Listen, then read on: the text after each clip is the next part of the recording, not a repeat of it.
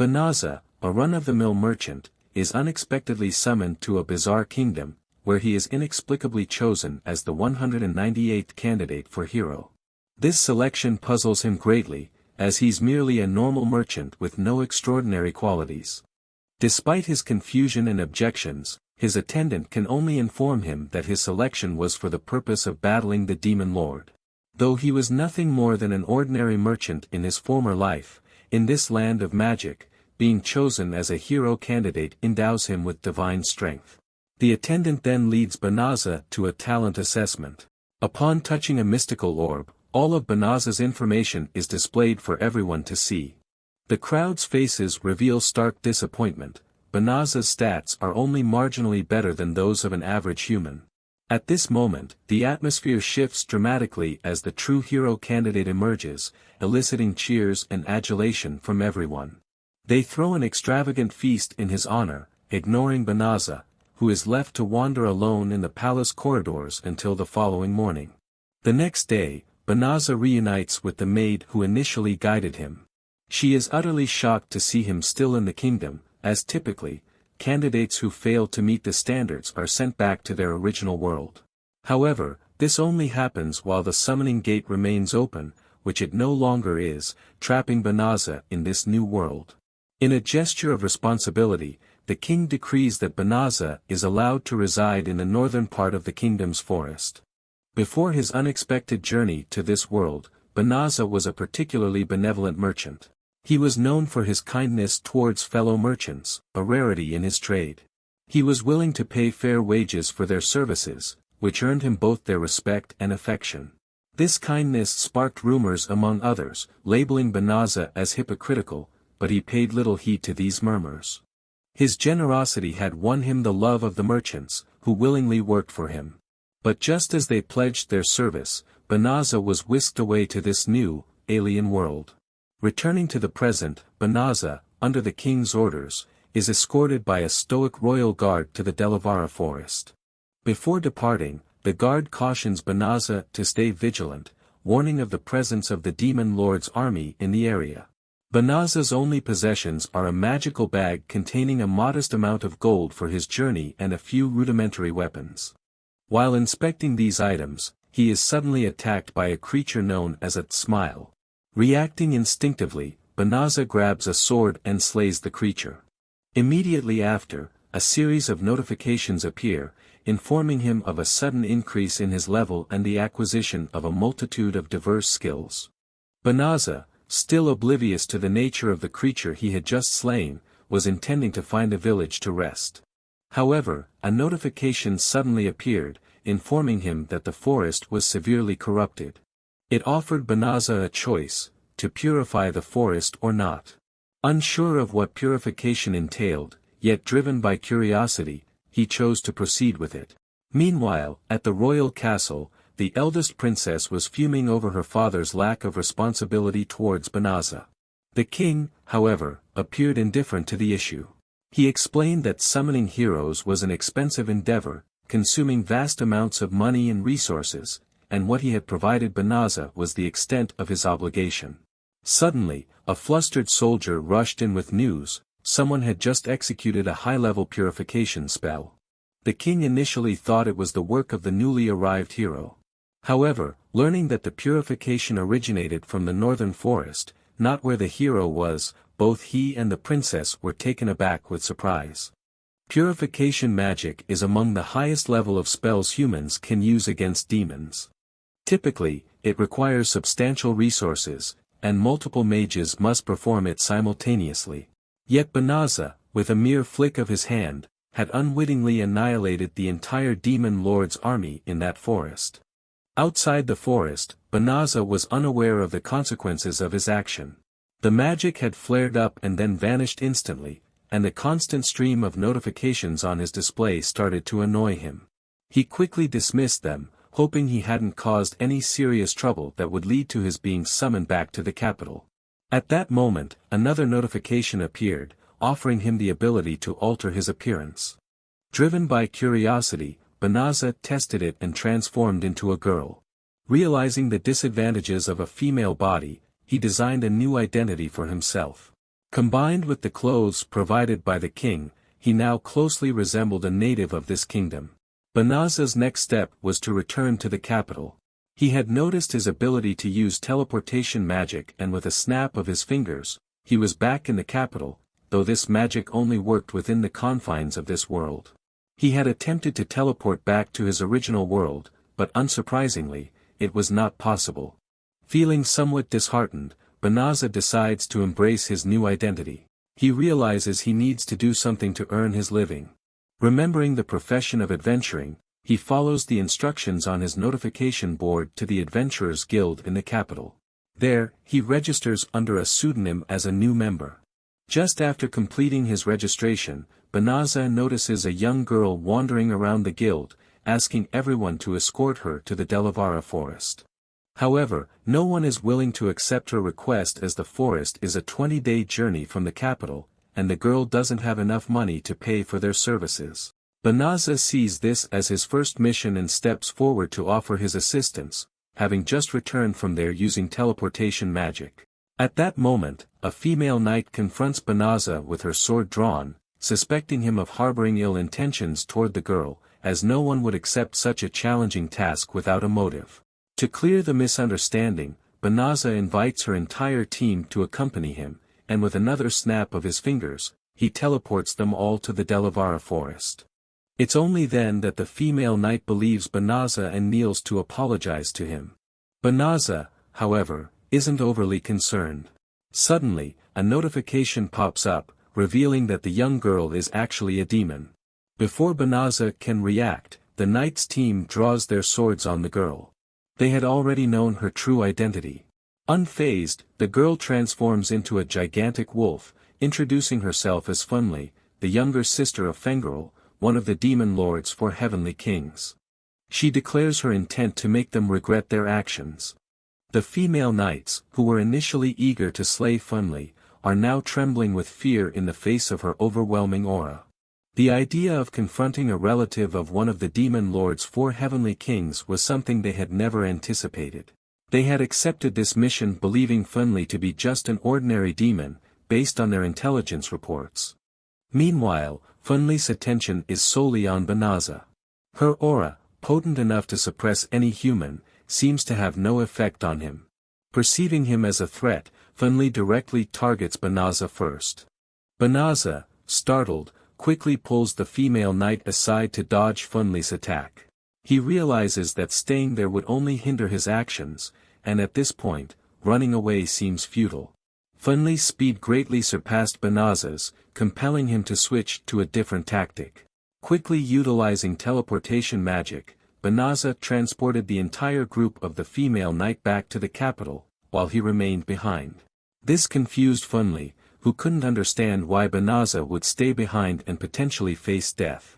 Banaza, not wishing to elaborate, opened his information panel and scanned through it, selecting a spell named Gravity Magic, to pin Funli to the ground.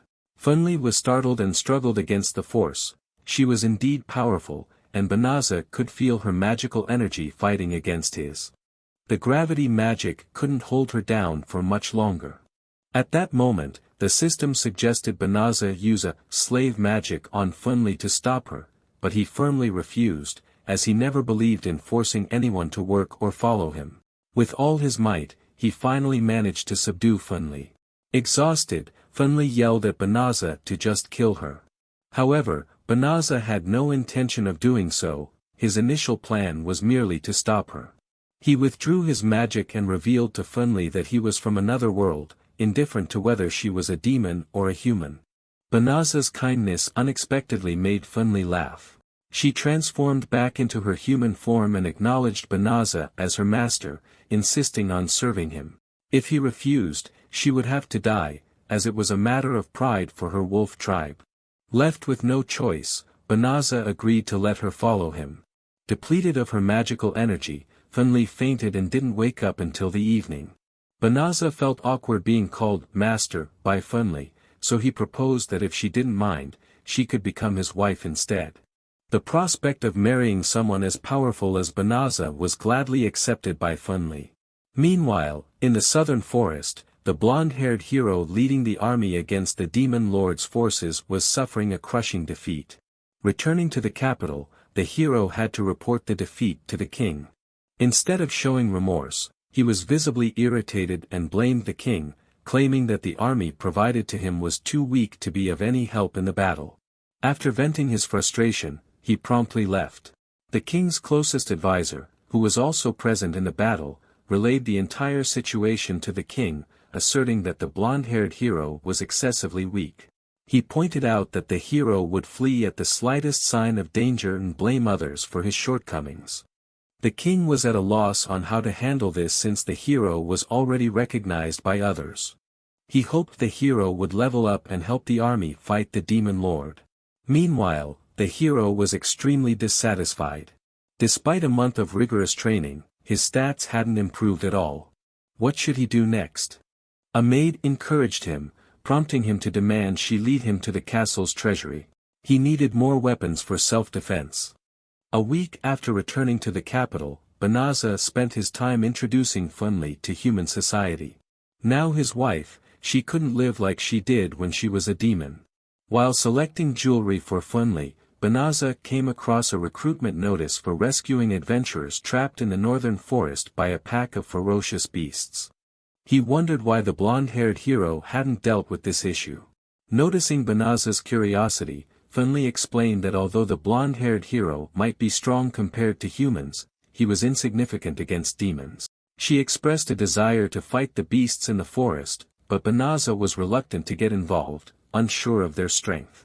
Funli reassured him of his own strength and her ability to easily defeat the pack. Convinced, Banaza agreed to accompany her, but not before acquiring additional equipment. At a store, Funli felt weapons were unnecessary for her, confident in her ability to crush the beasts bare-handed. Banaza understood but thought it odd for hunters to be weaponless. Overhearing their conversation, a group of adventurers laughed mockingly, seeing Banaza as a mere E-rank hunter incapable of hunting such dangerous beasts. Banaza wasn't overly concerned about the mocking words of the adventurers. He placed a wedding ring on Funli's finger, signifying their marital status despite the absence of a formal ceremony. After they were ready, Banaza used teleportation to reach the northern forest. Upon arriving, they immediately heard screams. It was the team of the female knight from before, under attack by a pack of ferocious beasts. They were on the verge of defeat, clearly no match for the beasts. Funli advised Banaza to ignore them, but he refused. Just as one of the beasts lunged to attack, Funli intervened, somewhat exasperated at Banaza's inclination to meddle. Banaza simply smiled reassuringly at his wife, explaining that saving people was a noble act and he had matters to discuss with the team. The knight, Barirosa, recognized Banaza, amazed he was still alive after facing a demon. Seeing Funli, they wondered who she was. Banaza quickly introduced her as his companion, careful to conceal her true identity as her face still resembled the young girl they had previously encountered. Funli was visibly annoyed by Banaza calling her a companion instead of acknowledging her as his wife. Suddenly, a beast prepared to attack them, but instead of fighting, it lay down on the ground. Banaza realized it recognized its inability to defeat Funli and was surrendering. The next issue was deciding what to do with the subdued beast. Funli had an idea to keep it as a pet, arguing that since these beasts contributed to the hero's army's defeat, having one as a pet would greatly enhance their reputation. Convinced by her logic, Banaza used a binding spell to ensure the beast couldn't harm others and transformed it into a one-horned rabbit, making its terrifying appearance less threatening. After resolving the situation, the female knight Barirosa formally introduced herself to Banaza. She had once been a demon but had become human to rebuild her family's reputation, vowing to serve the capital until death. Her dark-skinned friend, Blossom, had been with Barirosa since childhood. The shy girl, Burilai, was the group's marksman, and finally, there was the mage, Belano. Barisora's request to Banaza comes somewhat abruptly, but she holds hope that Banaza could instruct her group in combat skills. They share with Banaza a tale of a hero who, following a previous defeat, demanded that the king grant him an elite army. He threatened to abstain from any further missions unless his demand was met. With no alternative, the king reluctantly commanded all the knights in the kingdom to enhance their strength, training until each could single-handedly bring down a savage beast. The strongest knight among them struggled significantly to defeat just one. Barisora confesses, with a touch of embarrassment, that she recognizes the considerable weakness of her group. They are eager to help but acknowledge their limitations. Despite their eagerness, Banaza initially refuses, citing an excuse that his wife is not keen on accompanying a large group. In reality, Banaza himself is unsure about his ability to teach them anything of value. It's only now that Funli introduces herself as Banaza's wife, expressing happiness and consequently changing her stance. She reminds Banaza to go ahead with the training, asserting that as a chivalrous man, he cannot simply ignore their plight. Left with no choice and not wanting to disappoint his wife, Banaza agrees to their request. Later that night, the current demon lord and the great princess, who is also the hero's sister, become privy to these unfolding events. They express a keen interest in recruiting the individual responsible for these extraordinary feats. In the Delavara forest, a territory close to the Demon King's realm, there's no trace of the wolf tribe's army, corroborating the intelligence reports. This revelation raises the princess's curiosity about the extent of the threat posed by this unknown entity, capable of defeating the entire wolf tribe army. During this time, Banaza is occupied with training the group of knights. He decides to test their capabilities first by having them face off against a ferocious beast he has recently tamed. Barisora, trembling with fear, stands before the beast, only to end up fleeing in a frantic rush. The rest of the group meets a similar fate. This outcome forces Banaza to acknowledge that their skill level is far below his expectations. He realizes that it will take considerable time and patience to train them effectively. Banaza then leads everyone to a desolate house in the forest, previously abandoned in the aftermath of an attack by the savage beasts. He had purchased it for a modest price and, using his profound magical skills, transformed it into an exceedingly livable space. When lunchtime arrives, Funli surprises everyone by serving raw beast meat, causing a stir among the group. Ultimately, Banaza steps in to take over the kitchen duties. Funli, watching from behind with a blend of curiosity and skepticism, especially concerning the combination of herbs and other ingredients with the meat, is initially doubtful. However, her skepticism quickly turns to delight upon tasting a piece, as she finds human cuisine unexpectedly delicious, developing an instant liking for it. The next day, Banaza takes the carcasses of the fierce beasts he had defeated to trade for money. While waiting for the transaction, Funli asks permission to take a stroll around the town. Her goal is to become a good wife, and the first step is learning to cook. Meanwhile, Banaza receives an impressive sum of 1,300 gold coins for the beasts he killed, an achievement that even astonishes the guild leader.